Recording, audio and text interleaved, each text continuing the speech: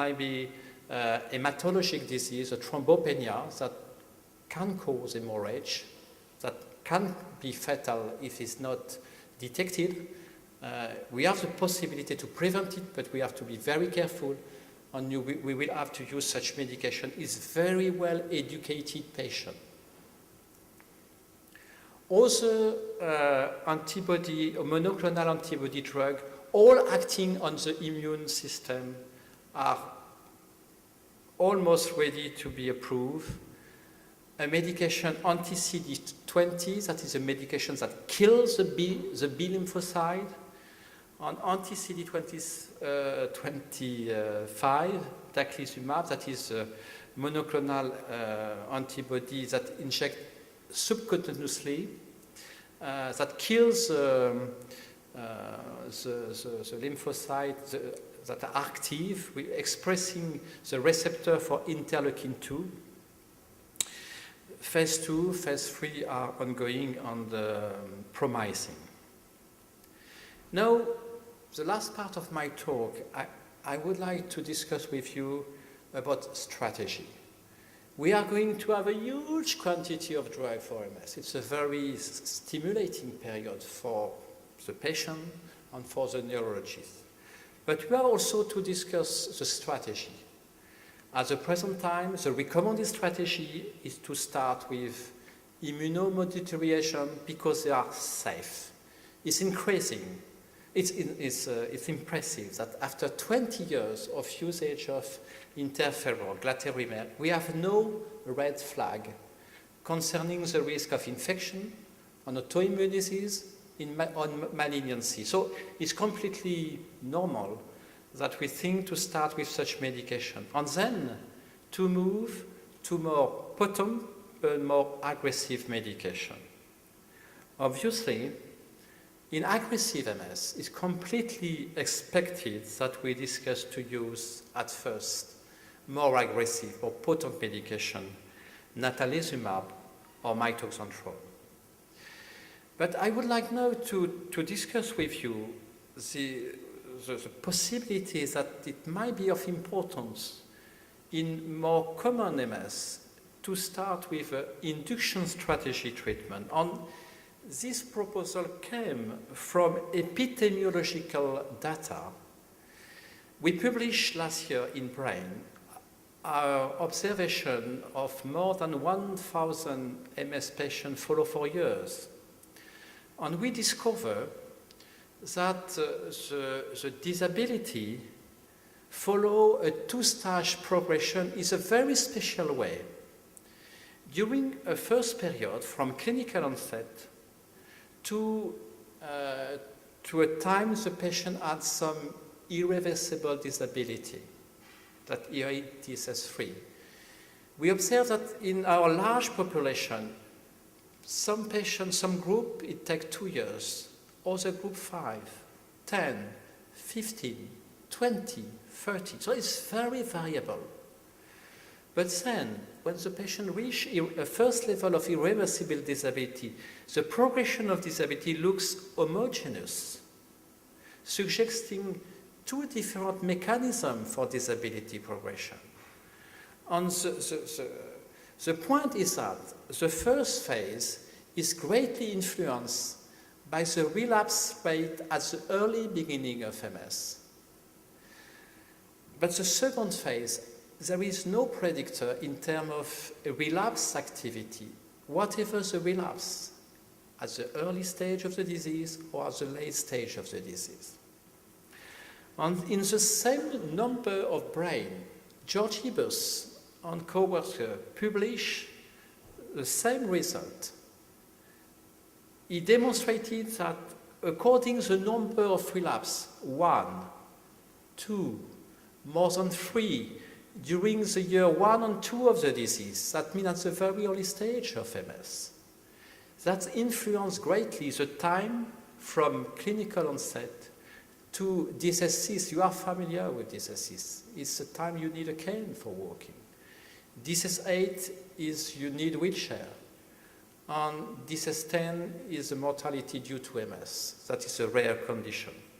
But anyway, this time to get disability progression is strongly influenced by the activity at the beginning of the disease.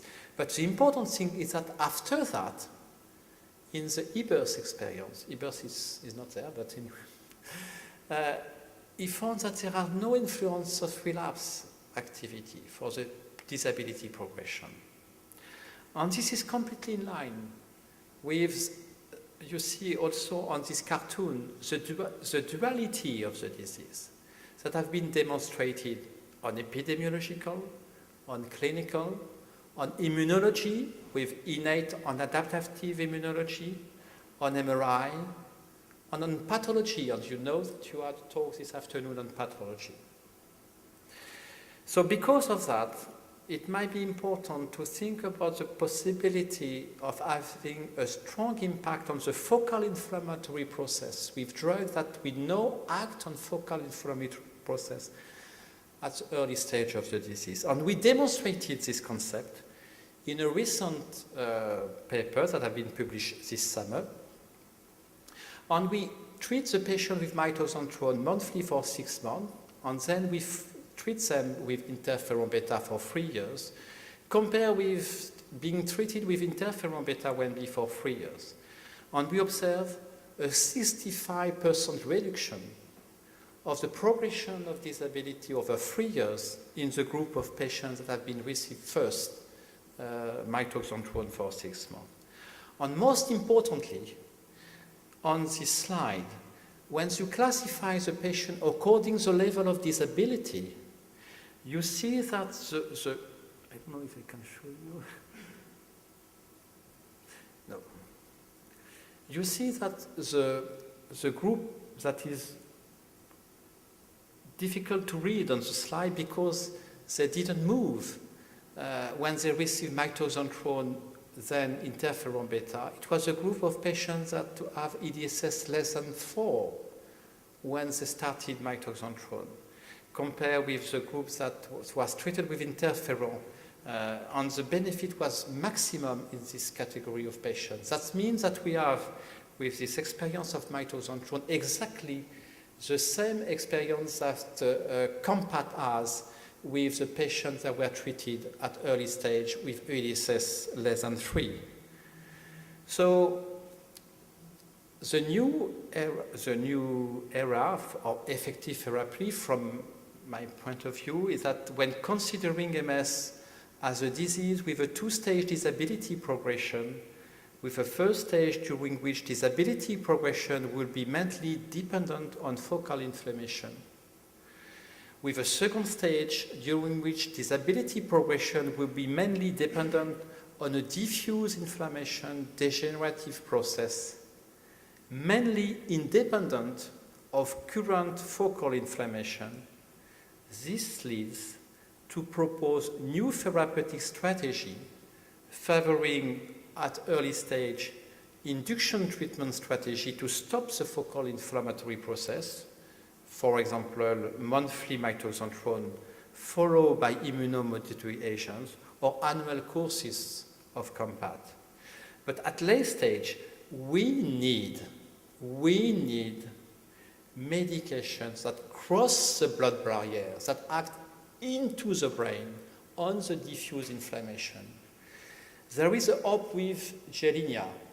You know that there is a large international trial in primary progressive MS for testing the impact of Gilenia, FTY701, because Gilenia cross the blood-brain barrier, go to the compartmentalized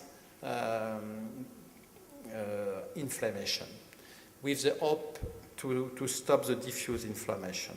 But before using it for primary progressive or secondary, please, we have to wait the result of such trial, because there is also the possibility that going there with such medication might change the direction of the diffuse inflammation to stop or to active it.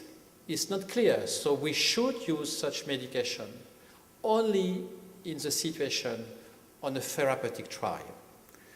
On neuroprotective agent, We need to focus our research of neuroprotective agent to decrease the risk of neurodegenerative process linked to inflammation. I know that it is linked to inflammation, but if we have some good agents that help the neurons, the axon, to resist against inflammatory product, it will be a great news for the patient for fighting MS. Thank you for your attention.